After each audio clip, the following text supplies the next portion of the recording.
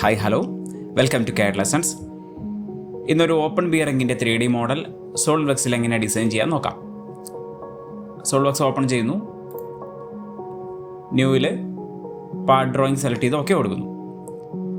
Right plane select ചെയ്ത് sketch open ചെയ്യാം. Circle tool ഉപയോഗിച്ചിട്ട് ഒറിജിനിലൊരു സർക്കിൾ വരയ്ക്കുന്നു.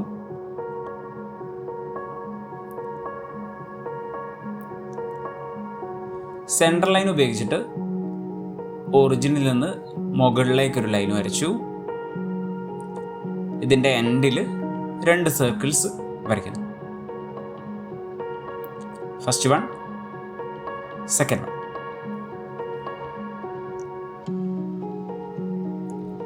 ഇനി ലൈൻ ടൂൾ ഉപയോഗിച്ച് ആദ്യം വരച്ച സർക്കിളിൻ്റെ ലെഫ്റ്റ് ക്വാഡ്രൻറ്റിൽ നിന്ന് ഇതുപോലെ വരയ്ക്കാം. ഒരു ഹൊറിസോണ്ടൽ ലൈൻ, ഒരു വെർട്ടിക്കൽ ലൈൻ, അത് കഴിഞ്ഞ് ചെറിയൊരു ഇൻക്ലൈൻഡ് ലൈൻ, എഗെയിൻ ഒരു ഹൊറിസോണ്ടൽ ലൈൻ, വീണ്ടും ഒരു വെർട്ടിക്കൽ ലൈൻ, മുകളിലെ സർക്കിളിൻ്റെ സെൻറ്ററിലേക്ക് ഹൊറിസോണ്ടലി കണക്ട് ചെയ്യുക. ഓക്കെ, ഇനി കൺട്രോൾ ബട്ടൺ പ്രസ് ചെയ്ത് പിടിക്കുക. എന്നിട്ട് ഇത്രയും ഭാഗമുള്ള എല്ലാ ലൈൻസും കൂടെ സെലക്ട് ചെയ്യുക. മിറർ എൻറ്റിറ്റീസിൽ സെലക്ട് ചെയ്ത് മിറർ എബോർഡിൽ ആദ്യം വരച്ച സെൻറ്റർ ലൈൻ സെലക്ട് ചെയ്ത് ടിക്ക് ചെയ്യുക. ഇപ്പോൾ അതിൻ്റെ ഓപ്പോസിറ്റ് സൈഡിൽ സിമിലർ കോപ്പി ഉണ്ടായിട്ടുണ്ട്. ഇനി ട്രിം ടൂൾ ഉപയോഗിച്ചിട്ട് സർക്കിളിൻ്റെ ഹാഫ് പോർഷൻ കട്ട് ചെയ്യുക. മുകളിലും അതേപോലെ ഈ ലൈനിൻ്റെ ഈ 2 പോർഷൻസ് കൂടെ കട്ട് ചെയ്യാം. ഓക്കെ, ഇനി ഇതിന് ഡയമെൻഷൻ ചെയ്ത് തുടങ്ങാം. സ്മാർട്ട് ഡയമെൻഷൻ സെലക്ട് ചെയ്തു. ആദ്യത്തെ സർക്കിളിൻ്റെ റേഡിയസ് 22 എന്നുള്ള റേഡിയസ് അവിടെ കൊടുക്കുന്നു.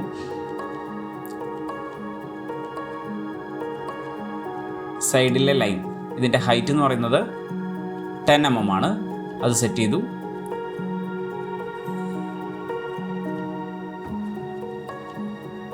ഇനി ഇൻക്ലൈൻഡ് ലൈനിൻ്റെ വെർട്ടിക്കൽ ഹൈറ്റ് 30 mm, മുകളിൽ എഗെയിൻ 30 mm.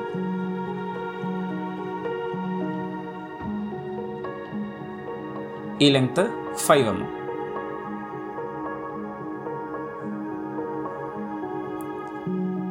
ഹൊറിസോണ്ടൽ ഡിഫറൻസ് എന്ന് പറയുന്നത് 15 mm.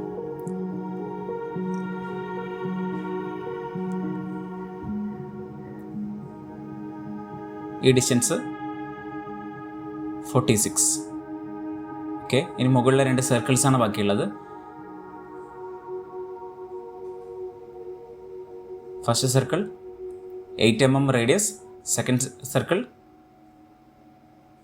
16 mm radius. ഇനി ഓവറോൾ ഹൈറ്റ്, അതായത് ആദ്യത്തെ വരച്ച ലൈനിൻ്റെ ഹൈറ്റ് 70 ആക്കുന്നു. ഓക്കെ, ഇപ്പോൾ സ്കെച്ച് കംപ്ലീറ്റ് ആയിട്ടുണ്ട്. ഐസോമെട്രിക് വ്യൂവിലേക്ക് വെക്കുന്നു.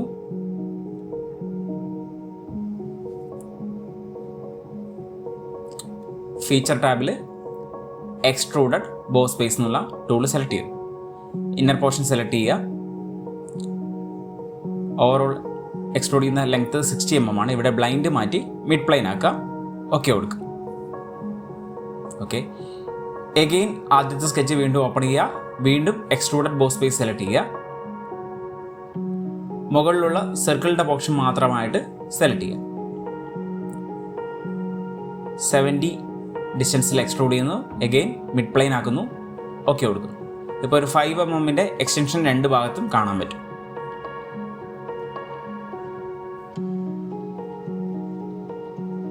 ഓക്കെ, ഈ ടോപ്പ് പോർഷൻ സെലക്ട് ചെയ്തു, സ്കെച്ച് കൊടുത്തു, നോർമലിലേക്ക് വെക്കും.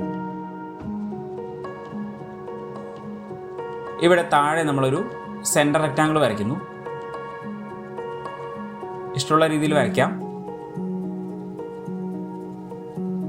ചെറിയൊരു റെക്റ്റാങ്കിൾ വരച്ചു. അതിനുശേഷം അതിൻ്റെ ഡയമെൻഷൻ കൊടുക്കുന്നു. സൈഡ് ഡയമെൻഷൻ 25,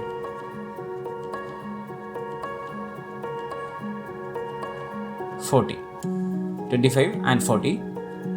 ഇനി മുകളിലെ ഒറിജിനിൽ നിന്നൊരു സെൻട്രൽ ലൈൻ ഈ സർക്കിളിൻ്റെ സൈഡിലെ മിഡ് പോയിന്റിലേക്ക് കണക്ട് ചെയ്യുന്നു.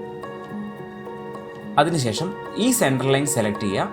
എന്നിട്ട് അതിനെ വെർട്ടിക്കൽ ലൈനാക്കി മാറ്റുക. വെർട്ടിക്കൽ.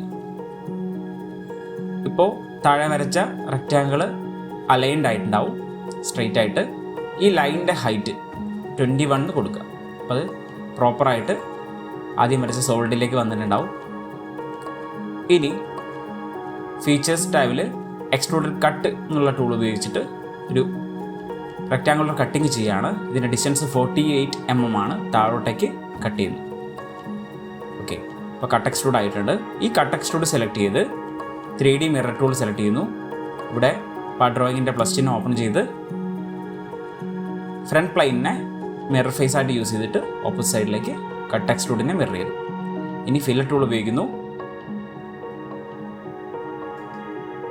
റേഡിയസ് 5 ആണ്. ഈ കോർണേഴ്സ് സെലക്ട് ചെയ്യുന്നു. ജസ്റ്റ് ഒന്ന് ടേൺ അറൗണ്ട് ചെയ്യുക. കോർണേഴ്സ് സെലക്ട് ചെയ്യുക, ടിക്ക് ചെയ്യുക. ഓക്കെ, അപ്പോൾ നമ്മുടെ 3D മോഡൽ കംപ്ലീറ്റ് ആയിട്ടുണ്ട്. Open bearing. Thank you.